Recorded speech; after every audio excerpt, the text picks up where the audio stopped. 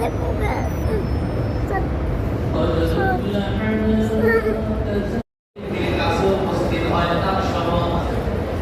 শাহিদে মাসুদের অনেকগুলো ব্যাখ্যা আসছে।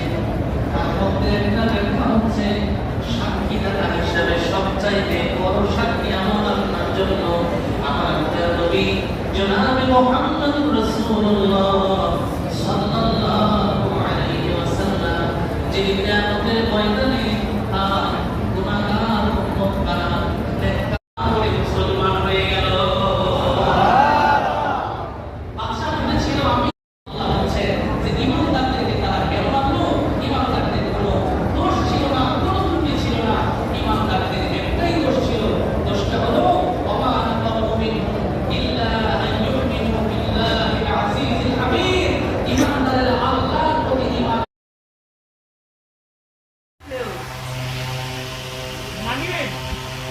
পোলাও কম দিছি। আগে টাকা সবসময় পোলাও দিলে